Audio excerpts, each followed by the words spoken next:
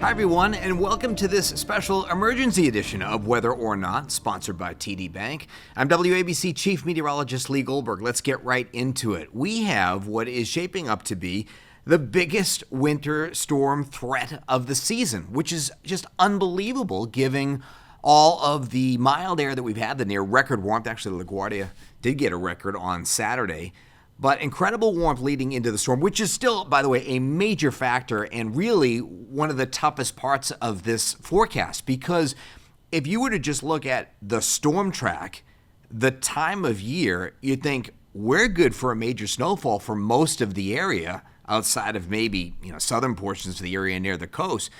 But that's if just seasonable air was in place, because this storm is going to be deepening and there's going to be plenty of cold air created. But the problem is all the warm air leading into that. So that is complicating the forecast. So I know you're hearing a lot. I know you're hearing a lot of ranges. So I wanted to give you a snapshot as we are now into Monday afternoon as to where our forecast thinking is and where it may go as we go through the evening hours. At this point in a storm, I really don't like to sway back and forth with one model run or another. Sort of got my philosophy of the storm in place and my thinking of how things will evolve, and almost go into an idea that, okay, there is some uncertainty which I'm not going to be able to clarify until we get into the storm. So I'm going to highlight where we are with that. Before I get right into it, just know that on our broadcast shows, we're going to have some tag team weather throughout our shows. Our evening shows, I'm going to be with Jeff Smith. In the morning hours, we're going to have Brittany Bell, Sam Champion. We're all on deck here with this particular storm, so know that you're covered if there are any shifts that happen. All right, so major winter storm coming. This starts later tonight and goes into the day on Tuesday. One of the factors is it's a quick-hitting storm. While we may get some light precipitation beginning by later in the evening hours, the core of this is going to happen during the overnight hours into the morning hours on Tuesday. So now we have this large area, and this has changed since the weekend, where you have winter storm warnings that are out. I mean, just creeping up close to New York City. I mean, it's just north and west. Go on the other side of the GWB, and we've got winter storm warnings. And typically when the Weather Service is issuing a winter storm warning, thinking, okay, there's pretty high percentages for a winter storm that could produce over 6 inches of snow. Now, you're this close to the storm, and you still have a watch in New York City and Long Island. And what that message is sending is, we're on the lookout here. We have some uncertainty with the snow totals in these areas, and we could go either way. We could go winter weather advisory, where it's, a few slushy inches, or we could go into the warning area, where we think there's a better chance of seeing 6 inches of snow. And then you have your winter weather advisories, which are kind of along and south of I-78 through central New Jersey. And south of there, we have no advisories at all because, of course, we're just going to be too warm, and a lot of this is going to be in the form of rainfall. The coastal flood threat is a concern, and our entire coastline is either advised or warned, and the coastal flood warnings are for the southern shore of Nassau County and all the way down through coastal New Jersey for 1 to 2 feet of inundation during high tide. We're just coming off of our new moon last week. We're going to have ripping winds coming in that'll be onshore, so we're going to pile up the water there, so there will be a concern. And there could be some wind gusts along the coast that go 35, 40 miles an hour.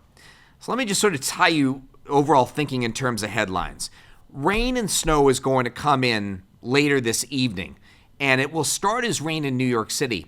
It could come in just straight snow in some of our northern suburbs, north of I-80 in New Jersey, into the Hudson Valley, Connecticut, especially when you go a little bit up in elevation. And then what we'll see is this transition to snow in many places, right down to the coast, unless you're over southern New Jersey, by the time we get to our maybe pre-dawn hours. I'm timing the changeover to New York City maybe in like the 5 o'clock hour. And again, if I'm off by an hour there, that's one more hour we can stack up some snowfall. So every hour is going to matter in a storm that's going to wind down by midday Tuesday. I have the brunt of the storm 5 a.m. to 11 a.m. So that's where we have to do all our dirty work there. Now, we're very confident about a major snowfall north and west of New York City. And again, you don't have to go too far north and west. In fact, if you go really far north and west into a northern Sullivan, northern Ulster, and those normal jackpot areas where we talk about we have all the elevation, you're going to be out of the best precipitation. So the corridor of the heaviest snowfalls will go through northern New Jersey, north of I-80, into the Hudson Valley, and that includes the lower Hudson Valley and just Connecticut away from the coast. Travel is going to be dangerous to near impossible as we get into the heart of that brunt I talked about tomorrow morning. I want you to be aware of that because you could be an early riser and head out and say, well, listen, it actually looks like the roads aren't all that bad. I can go and I can battle this. And then the problem is we start hitting the brunt of the storm after that 5 a.m. time period, and your visibilities rapidly go down, and you get snowfall rates that crews can't keep up with, and it sticks to roadways that were at first a little too warm to support snow to stick. And that, by the way, that's a huge factor with this storm coming in after 50s and near 60-degree weather. Not only is the atmosphere and the environment mild, but your road temperatures have to go down. So that's a factor. The fact that it is going to come in late at night and intensify it at night, that'll help to cool down things faster. But if New York City doesn't get into the heaviest snowfall till after daybreak, well, now you've got the solar radiation coming in. I mean, we're no longer at the winter solstice. We're already here into approaching mid-February, and it's going to be tougher to stack up snow once the sun comes up. So that's going to be a factor as well. We talked about the winds, which could gust 35 to 40 miles an hour. With a heavy, wet snow like this, I am concerned about some scattered power outages, especially closer to the coast. Or really, let's say it was more like the northern shore of Long Island, parts of New York City, just because you're going to get more of the snow combined with some of the gustier winds. And we talked about the coastal flooding.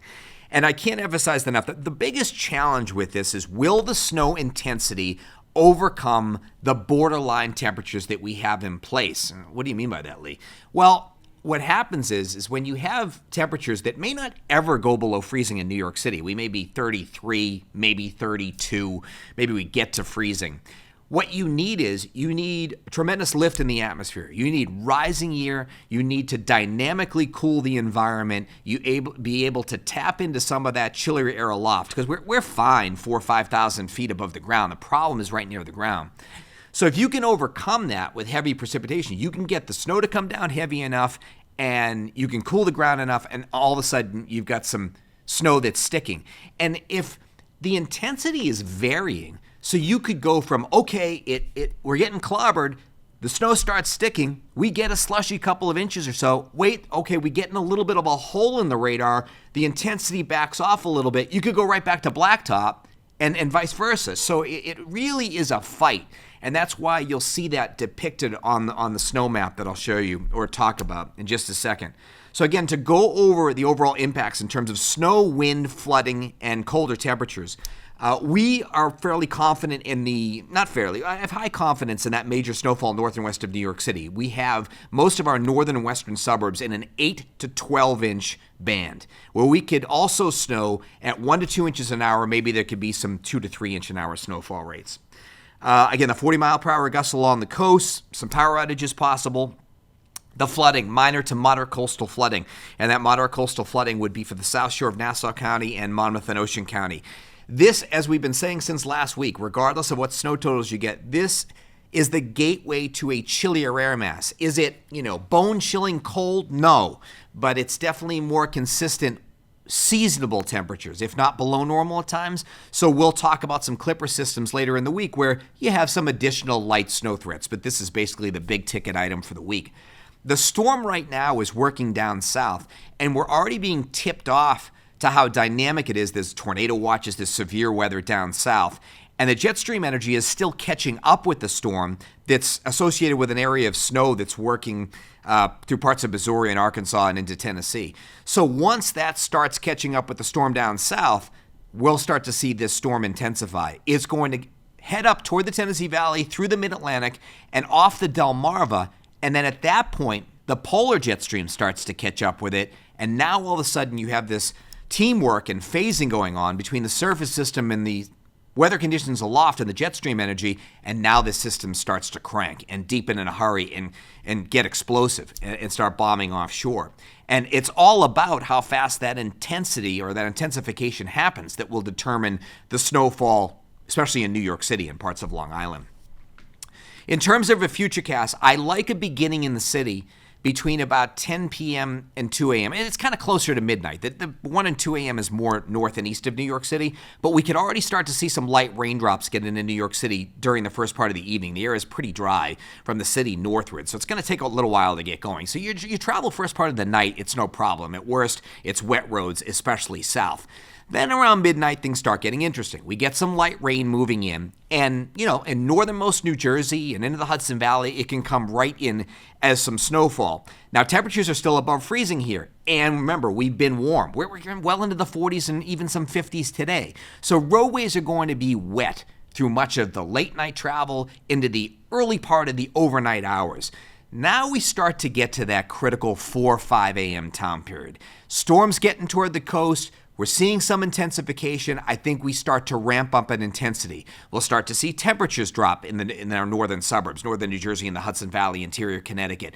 The city's still well above freezing, so roadways are likely to just be wet, even if we have an early changeover, which I still think is more in that 5 o'clock time period. Now we're into the brunt of the storm between 5 and 11 o'clock. Snow rates can go 1 to 2, maybe 3 inches an hour. Something key, if you're watching this right now, is that the heavy precipitation is only going to get so far to the north with this particular snow track. So I don't think, your Binghamtons and over into like northernmost Sullivan, Ulster, Dutchess County, you're going to just be out of there. You're cold enough to get the big snow totals, but you don't get the best precipitation. So you're more in that probably 4 to 8 inch category, even down to 3 to 6 the far northern you go.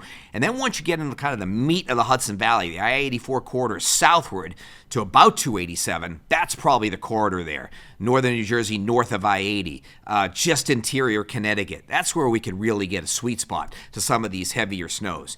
So we're into the core of this in the worst possible timing during the heart of the morning commute. So that's why we urge you to either do a remote day you can, like New York City schools just decided to do, stay off the roads, mass transit. The evening will be out of this, so we'll be able to get around better. But the morning, the idea of horrible visibilities and the potential for some heavy snowfall, we really don't want you traveling at that point. We get to the late morning, we start to lose the intensities. I think after 11 o'clock, you'll see that. First north and west, and then, of course, south and east. So Long Island will be the last to lose the higher intensity snowfalls, and that'll be happening by about the lunch hour. And, I mean, we're done here by mid-afternoon. So you've got even a few hours between the final flakes and the evening commute for things to quiet down and for the crews to get on it. And the other thing is, temperatures are coldest during the heart of the precipitation. They'll start to recover later in the day, so there'll actually be some melting, and we could get a rapid improvement in road conditions. It's going to take longer for that to happen north and west, where we have the higher snow totals. Okay, with all that description, it's the map you've been waiting for. Let me describe this, okay? Just north and west of New York City, other side of the GWB, we have an 8 to 12 inch band. I mean, I don't have the 8 inches right down to the GWB, but it's close. So all those areas, and what I'm probably going to do, because I haven't gotten a chance to shave some of the northern side off of this, I have to take that 8 inch line and I have to reveal more of a 4 to 8 inch in the farthest northern suburbs, like I was talking about, Sullivan, Ulster, and Dutchess County. So there is some massaging to be done, but the overall theme of this still holds. And then, of course, the big discussion. What's going to happen here in New York City and Long Island, where you have the winter storm watch, you have the most uncertainty. So we have the higher confidence in the big snow totals. We're going to have school cancellations and delays in our northern suburbs, northern New Jersey, Hudson Valley, interior Connecticut. What's going to happen in New York City? There are arguments to be made that the entire 5 boroughs could be in that 4 to 8 inch zone. But I am very hesitant to do that, regardless of, I'm sure you're hearing a lot, well, New York City, and even the Weather Services is somewhere around a 7 inch or 7 to 8 inch snowfall in Central Park. That's on the table, but everything would have to happen perfectly. The changeover needs to happen pre-dawn. The intensities have to pick up. We have to have consistent high intensities. That will promote the cold air sticking in the city for a while. And we have to overcome all this weekend mild air in place. So yes, it has to happen. And by the way, it has to happen in a short period of time because that window is only 6 hours at most.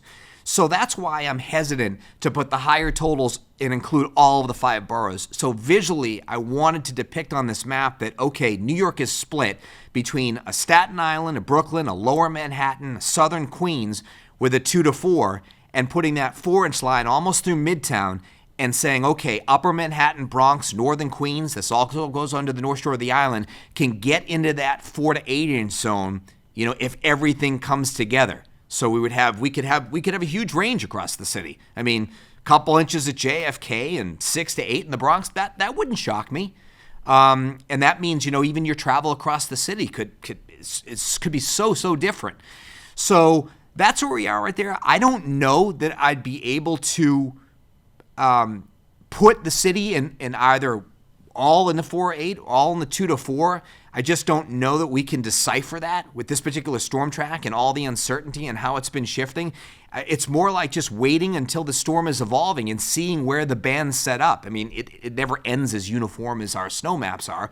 So that's what we'll have to decipher. But I just want to give you an idea that, we could go into those high-intensity snows and really stack up, or we could miss some of those in the city and you're at blacktop the entire time. And you're into that thing where I'm going to get the tweets and the messages that another dud in New York City, and that's why I have to sort of play the line there on those amounts. The storm will be winding down as we go through the early afternoon hours. Again, a quick hitter. The cold behind the storm, as we talked about, not outrageous cold, but definitely stuck in the 30s for Valentine's Day. We're likely to go below freezing here as we go through Tuesday night, so there will be some melting and refreezing here. There will be icy roads and difficult travel, especially untreated surfaces as we go into Wednesday, which, by the way, is still a very brisk day. And then temperatures are pretty seasonable. Thursday, Friday, there's a little clipper system that if it comes Thursday night could actually bring a couple of snow showers, maybe even a light small accumulation in spots. There's another clipper over the weekend. That weekend actually looks like a legit cold air mass that comes in. So you can see we're getting more pulses of polar air in here, and I think we'll have more opportunities, which is something we talked about on whether or not before, is that our opportunity for winter for the second half of February into early March is definitely there. So that's why we kind of disagreed with the groundhog when we came up with the early spring. But all kidding aside, serious storm situation. We really would advise you not to travel as we go through late night tonight and into the morning hours on Tuesday. Really through the day, it's going to be very, very challenging, and the heaviest should be through about midday on Tuesday. I will continue to give updates on any changes to the snowfall map, or if anything, there's more clarity where we're able to commit to a higher total or lower total for all of the 5 boroughs. But right now, again, high confidence in the major snowfall just north and west of New York City. City's going to be a battleground. Long Island too. Lower totals to the south. And of course, the winds, the coastal flooding, the potential for power outages. That's about it for now. Again, tag teaming with meteorologist Jeff Smith during the early evening hours, and we will have updates throughout the evening and, of course, on ABC7NY and all of our social platforms. Thanks once again for using Whether or Not as your storm source. We will be back next time, rain, shine, or snow.